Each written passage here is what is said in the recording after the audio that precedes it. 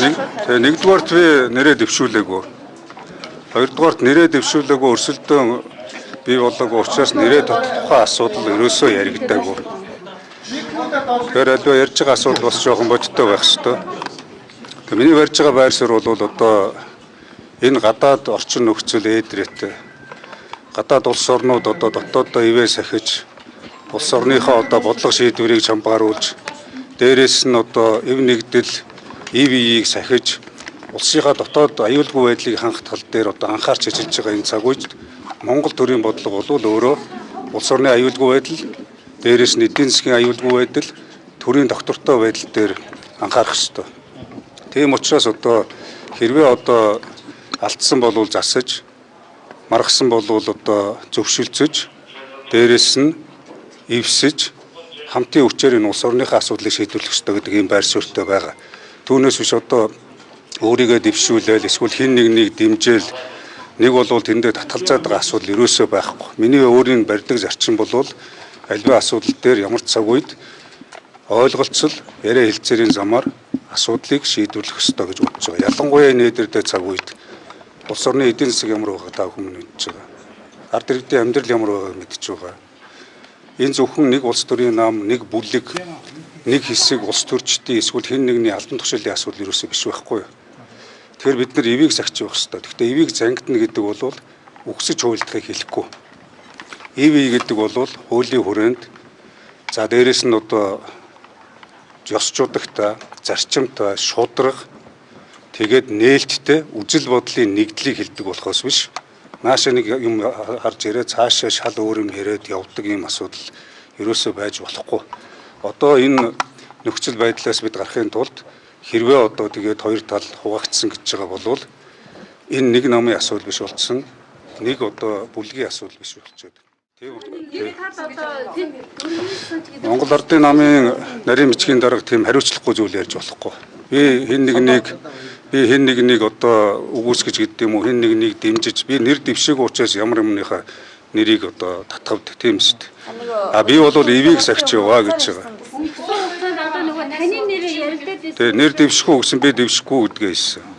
Танаа 30-38-аар хуваагдсан гэдэг нэг бүхий гişүүд яриад байна л та. Тэгэхээр яг ийм зүйл байгаа юу надад? Энэ нийгэмд ил тод биш шүү дээ. Тийм ч учраас өнгөрсөн хугацаанд ивийг сахих одоо нэгдэж энэ улс орныхаа эрх ашгийг бодох тал дээр тэр нам энэ одоо бүлэг гэхгүйгээр бүх талын одоо ойлголцлыг бий болгох тал дээр байр сууриа илэрхийлж ирсэн тэр зарчим өнөөдөр ч байж байгаа.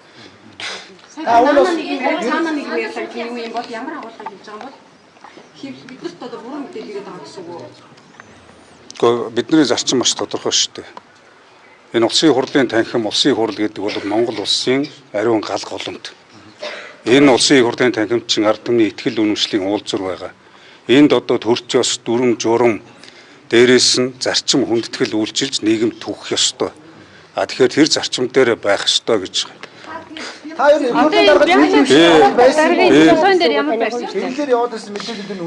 хэрвээ бэмт цогч байна уу, амар сайхан ч байна уу, энэ бол хувь хэн нэгэн хүнийг албан тушаалтай болгох тухай асуудал ерөөсөө биш. Миний байр суурь бол хэрвээ нам бодлогоо нэгтгээд энэ 38-30 гэдэг талцал хуваагдлаа зогсоогоод үнэхээр одоо улс төрийн ууган хүчин юм бол ухаан зарж төвчээр заагаад энэ улс орныхоо төлөө нэгдээд нэгдсэн бодлогоор нэг хүнээ дэвшүүлээд явбал тэрэнд нь би ачаа өргөх ёстой гэвэл явж болно. Ямар нэгэн байдлаар энэ талцал хуваагдлыг өөгшүүлж болохгүй гэж байна. Бямцах тайг бол өрсөлдөж байгаа гэж мэдээлэл. Би өрсөлдөхгүй гэсэн шүү дээ. Би өрсөлдөхгүй ээ.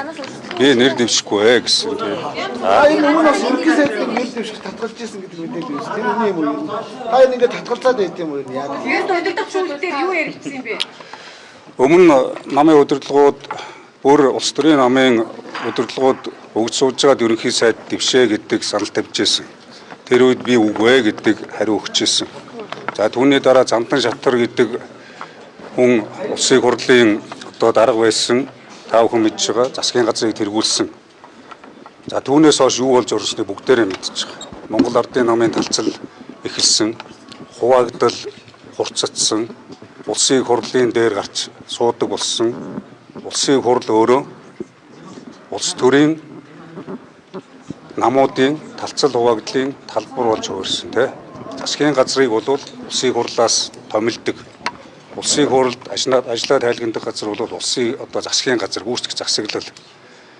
Хууль зүйн сайдаа тавихтаа хүртэл өрсөлдөгчөө намнаа гэдэг захиалгатайгаар тавьж байсан. Улс орны эдийн засгийн нөхцөл байдал хүндэрч байгаа бензин, тос, шатхуун, тогт цахилгаан, ажлын байр, эрүүл мэнд, боловсролын асуудлууд асар хүнд байгаа учраас энэ талцал хуваагдлаа зогсоогоод тэгээд хууль эрх тогтоох дээд байгууллага, дээрээс нь гүйцэтгэх засаглал, шүүх эрх мэдлийн тэнцвэр хяналтыг хангаж явах ёстой гэдэг ийм байр суурь илэрхийлээд засгийн газрыг огцруулах гарын үсэг зурж сүлд нь өөрөө ажиллаа үжсэнийг тав хүмүүс мэдж байгаа. Яг өнөөдрийн энэ нөхцөл байдал руу тэр улс төржилд тэр одоо намын асуудлыг улс орны хямрал болгоод энэ хямрал нь ард түмний амьдралын доройтол, улс орны нийгэм эдийн засгийн хямрал цаашлах юм бол улс төрийн гарч чадахгүй үнцгийн хямрал руу явах гэж байгаа учраас энэ асуудлуудад хасан зогсоо гэж тухайн үед би мэдээлэл хийж асуудлаа ярьж байсан.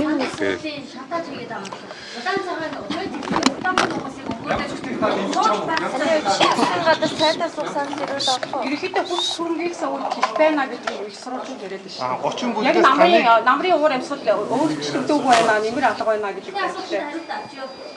Нэг өгшөлтэй нам нэг хүмүүс ирж одоо ингээд энийг бусан шатаад ийм байдал гаргаж байгаа юм. Ер нь хэлмэгдүүлэлтийн гүтгэлэг доромжлол хэрээс хэтэрсэн шүү дээ. Бие бинийгээ сошиалор намдаг, дараа нь сайд улсын хурлын гишүүд нь гарч ирж бие бинийгээ гүтгдэг. Тэгэхээр өнөөдрийн энэ одоо нийгэмд ёс суртахуун гэдэг ёроолдоо ортолд оройтсон байгаагийн хамгийн их хувь нэмэр оруулж байгаа хүмүүсийн чинь нэг хэсэг нь бол улс төрчид өөрсдөө шүү дээ. Энийгээ зогсоо гэж байгаа. Дээрээ судлаа болохгүй бол доороо гүйдлээ болохгүй гэдэг.